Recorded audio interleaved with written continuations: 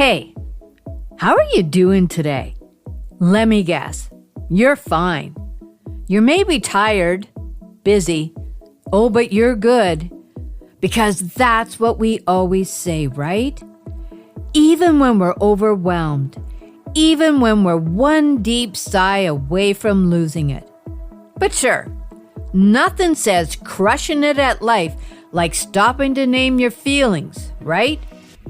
Because when you're busy chasing goals, who has time to sit with emotions or breathe through frustration? It sounds silly until the emotions you've been ignoring start making the decisions for you. You can organize your calendar, ace your meetings, and still be emotionally bankrupt. That's not success. That's survival. If you can't name what you feel, if you confuse anger with shame, if your go-to move is to shut down or blow up, then emotions aren't the problem. Your emotional avoidance is. I'm going to say that again. Your emotional avoidance is. What I just said might make you feel uncomfortable. It's supposed to. Because nothing changes until you do the brave thing. Face what's happening on the inside. Most people believe that success stems from talent, hard work, or making the right choices. However, there's something even more powerful that's often overlooked. Emotional health. If you don't understand your feelings, or if they control you instead of the other way around, they can quietly sabotage your life, hurt your relationships, and cause illnesses. That's why learning how to work with your emotions is one of the most essential steps toward living a successful, peaceful, and confident life.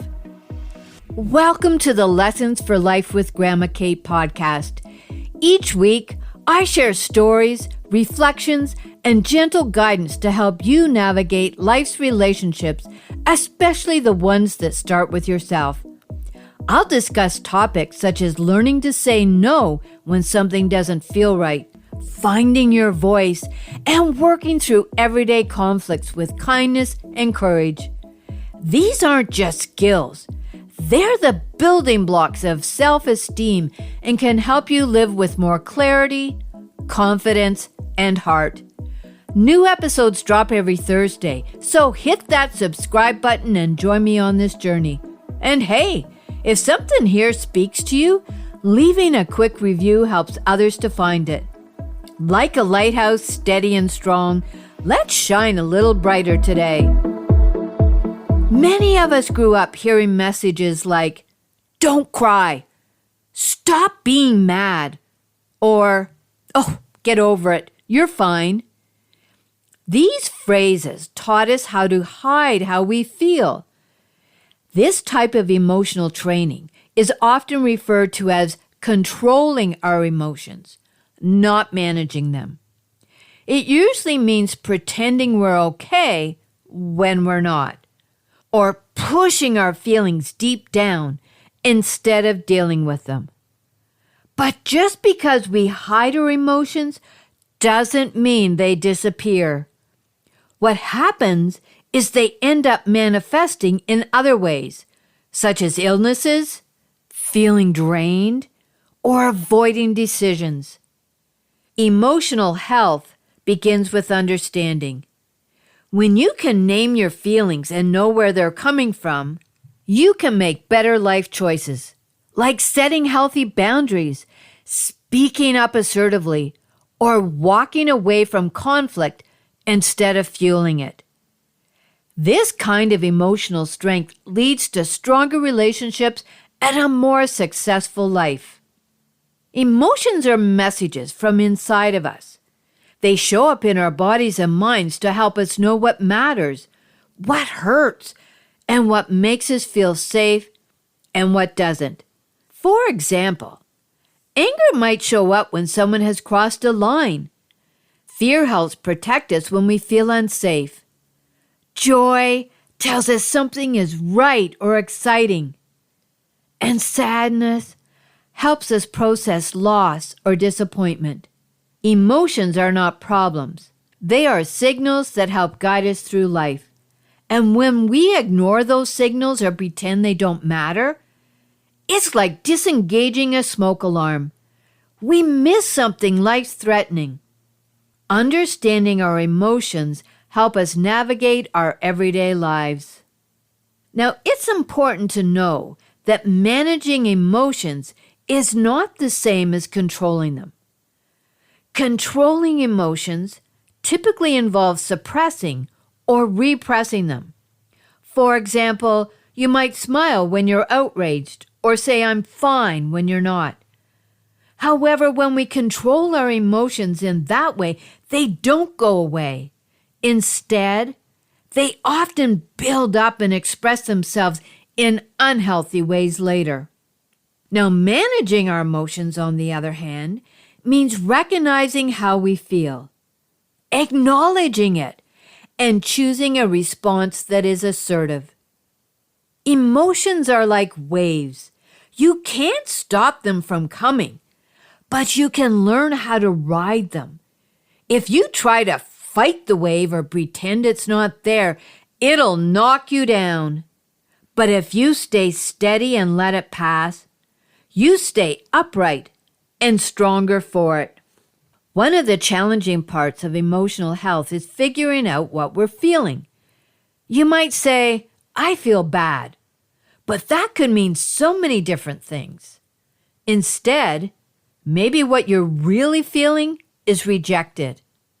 Or maybe you're embarrassed, disrespected, or lonely, but you just don't have the words to explain it. That's why tools like the emotion wheel can be so helpful.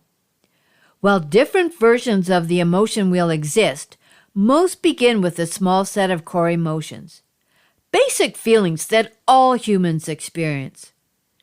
These emotions include joy, anger, fear, sadness, surprise, and disgust.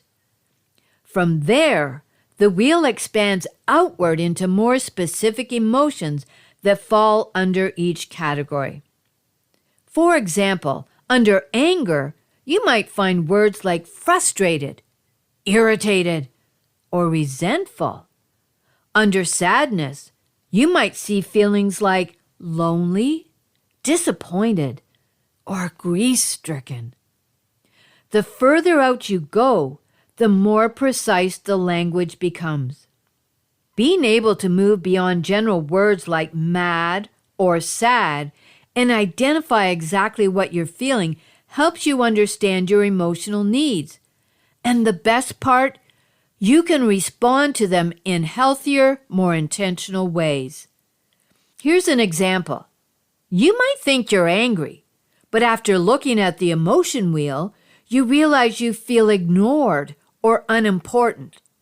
Now that changes how you respond, because instead of yelling, you try speaking up assertively or setting a boundary.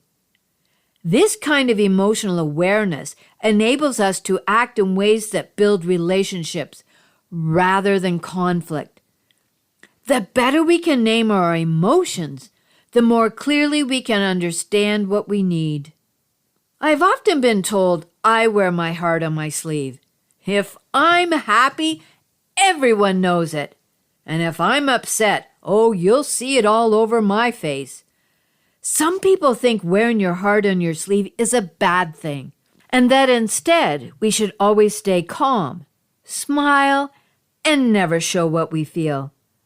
But is that really what emotional health looks like? Wearing your heart on your sleeve means you're emotionally honest. People don't have to guess how you're feeling. That's not a weakness. That's a form of truth-telling. Still, there's a difference between being emotionally honest and letting your emotions run the show, expressing how you feel, and exploding without thinking. Being emotionally honest means acknowledging your feelings, remaining present with them, and choosing how to respond. That's not being overly emotional. That's being aware, and that is a strength. Now, are we supposed to be happy all the time? In today's world, there's a lot of pressure to just be happy. We see it on social media, in self-help books, and even in the way we talk to each other. But the truth is, no one feels happy all the time, and we're not supposed to. Pretending to be happy when we're not can make us feel worse. Even spiritual teachers such as the Buddha never said that happiness is the ultimate goal. Buddha taught that life includes pain, loss, and difficulty. But he also taught that we can learn to sit with our emotions without being overwhelmed by them. Through mindfulness and compassion, we can acknowledge our feelings, breathe through them, and allow them to pass without judgment. We don't have to fake a smile. We can find peace even when we're angry, scared, or sad by staying honest, calm, and kind to ourselves. Most of us struggle with emotions because we were never taught how to work with them. We were told to be strong, tough it out, or stop being so sensitive. But children don't need fewer feelings. They need better tools to understand the ones they already have. That begins with teaching them the language of emotions. When children can name what they're feeling, whether it's frustrated, jealous, or disappointed, they don't have to act it out through temper tantrums, hitting, or shutting down. Instead, they can start to understand what's going on inside and begin to handle those feelings in a healthier way. That gives them a sense of control and shows them that their feelings are valid and manageable. That emotional awareness becomes the foundation for solving problems, building empathy, and learning to calm down without shame or fear. I was talking to a grandparent the other day, and she shared something that truly inspired me. We were chatting about how her daughter is parenting differently than she did. And with a smile, she told me that her daughter has been teaching her 20-month-old to self-regulate. Yes, at just under 2 years old. Whenever this grandchild is upset, she said, he takes 3 deep breaths without even being told. Now that is self-regulation. I nearly teared up. That's the power of emotional teaching. Now imagine if this wasn't just happening at home. Imagine if schools made emotional literacy just as critical as reading and math. What if every classroom made space to talk about feelings, practice deep breathing, and teach children how to recognize what's happening inside of them before it turns into an outburst or shutdown? We ask kids to use your words, but what if we taught them the words that matter most? If parents, grandparents, and teachers work together to raise emotional aware children, we wouldn't just have calmer classrooms. We would also have happier, more resilient children. We'd be raising a generation of kids who are kind, confident, and emotionally strong. There is no right or wrong way to feel. Emotions aren't good or bad. They're just signals. What matters is what we do after the feeling shows up. Do we even notice it? Do we act in a way that helps the situation or makes it worse by creating conflict? Emotional health isn't about avoiding big feelings. It's about learning to respond to them in healthy, thoughtful ways. If you feel things deeply, that's not a problem. If you wear your heart on your sleeve, it just means you care, and that's something to be proud of.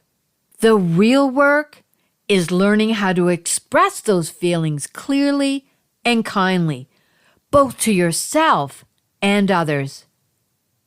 When you take the time to understand your emotions, name them, and manage them in healthy ways, you begin to build the kind of emotional health that leads to confidence, peace, and real success. And along the way, you're setting an example not only for your children, but for everyone you come into contact with, showing them how you handle life, especially in the hardest moments. Whether you're standing up for yourself, having an honest conversation, or working through a tough moment with someone, remember you're building positive relationships one skill at a time. And don't just learn these skills, live them. That's when the magic happens.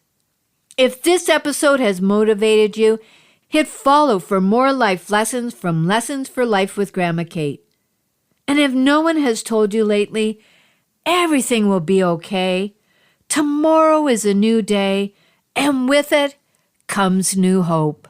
There is always time to rewrite your family story, break free from patterns that no longer serve you, and create a home filled with love, understanding, and unwavering support. I'm here to guide you every step of the way. As I conclude this episode, I must state that this podcast is designed solely for educational and entertainment purposes. While I bring my experience as a parent and grandparent, it's essential that you know I am not a licensed therapist. This podcast is not a substitute for professional advice from a physician, professional coach, psychotherapist, or other qualified professional. Got it? Awesome. Until next time, what is one thing you are grateful for?